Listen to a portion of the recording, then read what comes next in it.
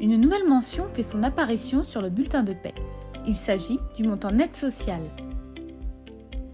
Nous vous proposons de vous présenter ces modalités de calcul.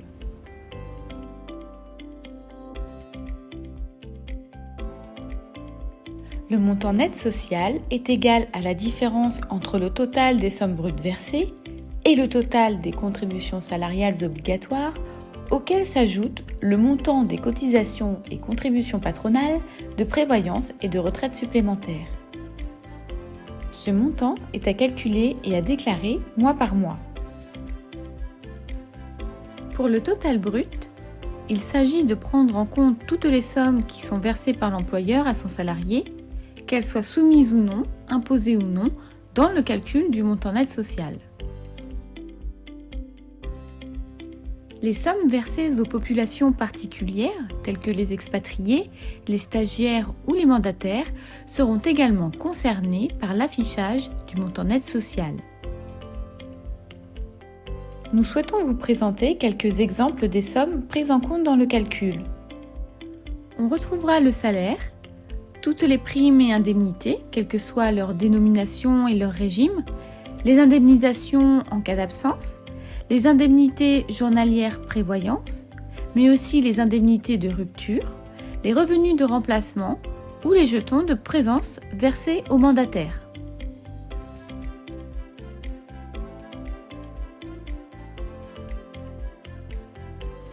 Seules les indemnités journalières de sécurité sociale nette, en cas de subrogation de l'employeur, ne participeront pas au calcul du montant net social sur le bulletin du salarié. Ce sont les caisses primaires d'assurance maladie qui intégreront les sommes dans le montant net social des assurés. En revanche, les indemnités journalières de sécurité sociale brute, qui viennent diminuer le brut SS du salarié, seront prises en compte. Prenons un exemple chiffré avec les informations suivantes.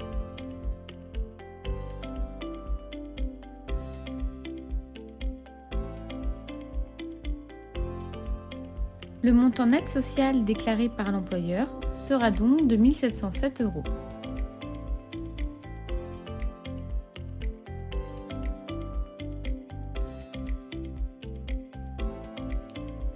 Les montants de participation et d'intéressement seront inclus dans le montant net social uniquement lorsque les sommes sont directement versées par l'employeur aux salariés. Lorsque les sommes sont versées par un organisme tiers, c'est cet établissement externe qui va notifier et déclarer le montant net social.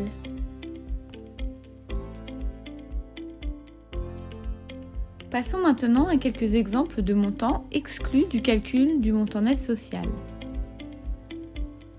Deux grands types de sommes versées par l'employeur sont à exclure du montant net social. Ce sont les remboursements de frais professionnels, au réel ou forfaitaire, dans la limite de chacun de leur plafond d'exonération, ainsi que les sommes issues de l'épargne salariale qui sont placées sur des plans d'épargne.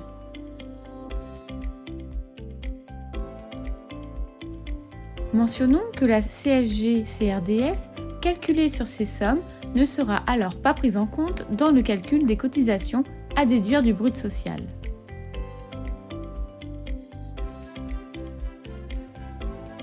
Les montants des déductions des saisie-arrêts ou les créances liées aux pensions alimentaires ne seront également pas comptabilisés dans le calcul du montant net social. Les avantages liés aux activités sociales et culturelles, pris en charge par le CSE, ne seront pas non plus pris en compte dans le calcul du montant net social. Cela concerne par exemple le financement de chèques vacances ou CESU. Quelles sont les cotisations obligatoires à déduire du brut ? Ce sont les cotisations et contributions obligatoires d'origine légale ou conventionnelle à la charge du salarié.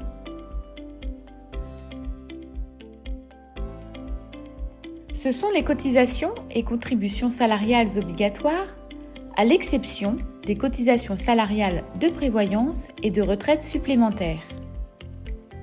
Les cotisations salariales de mutuelle, comme les frais de santé, sont à déduire que le contrat soit obligatoire ou facultatif. Au regard du Code de la sécurité sociale, les contrats de protection sociale complémentaire et retraite supplémentaire ne sont pas obligatoires. Ils sont donc considérés comme un avantage pour le salarié.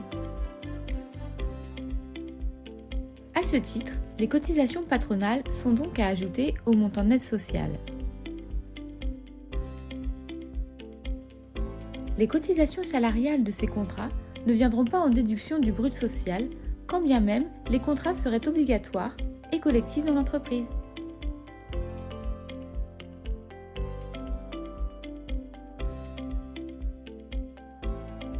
Oui, puisqu'il s'agit d'une mention obligatoire du bulletin pour tous, quel que soit le niveau de rémunération, quel que soit le statut, le mode de rémunération et le lieu de travail, le montant net social sera affiché.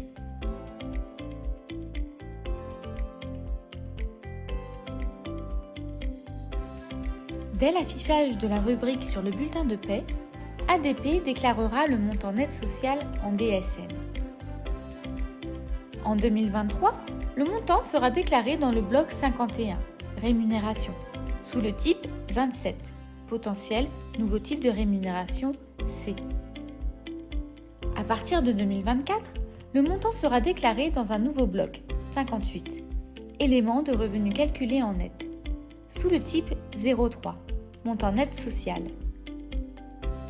Les organismes de versement des prestations sociales prendront en compte cette nouvelle information en DSN à compter de janvier 2024.